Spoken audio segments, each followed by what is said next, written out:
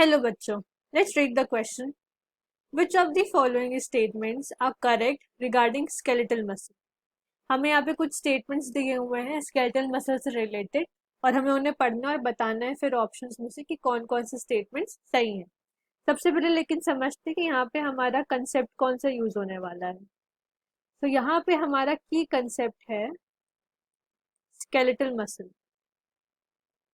Skeletal muscle जो होती है ये बेसिकली हमारे स्केलेटल कंपोनेंट से पहली बात तो एसोसिएटेड होती है. स्केलेटल मसल पहली बात तो हमारे स्केलेटल कंपोनेंट से एसोसिएटेड होती है. उसके अलावा इसमें एक स्ट्राइप्ड अपीयरेंस होता है. स्ट्राइप्ड का मतलब क्या होता है? ऐसे स्ट्राइप्ड सा अपीयरेंस जिसकी वजह से इसको स्ट्रिएटेड मसल भी कहा जाता है. और ये होता क्यों है? Because of actin and myosin. ये प्रेजेंट होते हैं, इनके पैटर्न्स ऐसे होते हैं, इसकी वजह से ये ऐसे दिखते हैं. और इसके अलावा ये वॉलंटरी होते हैं, मतलब हम इसको कंट्रोल कर सकते हैं, ये हमारे कंट्रोल में होते हैं स्केलेटल मसल. अब एक एक करके सारे स्टेटमेंट्स पढ़ते हैं और देखते हैं कौन सा सही है कौन सा गलत. सबसे पहला स्टेटमेंट है muscle bundles are held together by collagenous connective tissue layer called fascicle. ये समझते हैं सबसे पहले. तो ये हमारी मसल है, ये हमारी मसल है. इस मसल के अंदर बहुत सारे मसल बंडल्स होते हैं. इसको अगर हम थोड़ा सा मैग्नीफाई करके देखें तो ये बहुत सारे मसल्स होते हैं. और हमसे कहा जा रहा है कि muscle bundles are held together by collagenous connective tissue layer called fascicle. नहीं, मसल बंडल्स को ही हम लोग कहते हैं कि फैसिकल होता है. मसल बंडल्स का एक और नाम ही फैसिकल है,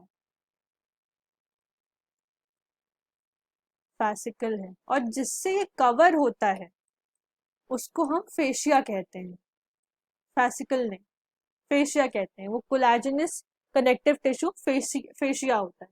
तो स्टेटमेंट नंबर 1 रॉन्ग है. स्टेटमेंट नंबर 2 देखते हैं. स्टेटमेंट नंबर 2 है sarcoplasmic reticulum of muscle fibre is a store house of calcium ions.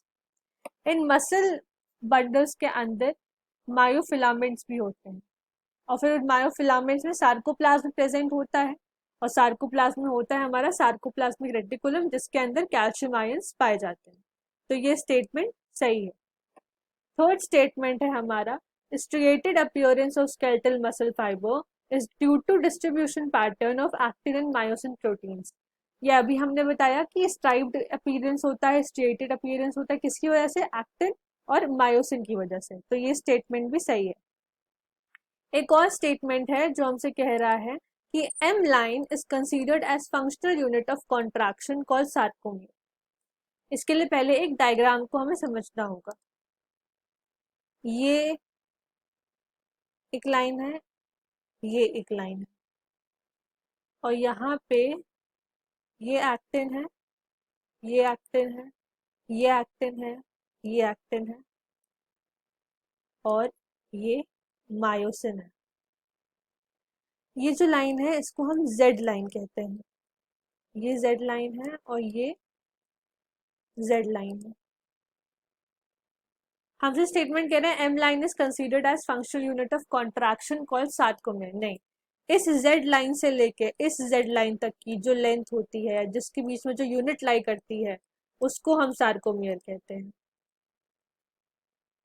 M line इसके बीचों बीच यहाँ प्रेजेंट होती है, इसका सार्कोमियर से इतना कोई कनेक्शन नहीं है. तो ये स्टेटमेंट गलत है. हमारी सही स्टेटमेंट्स हैं बी और सी. तो ऑप्शन नंबर, हाँ, सी. The option number C is correct. Hope you understood the question. Best of luck.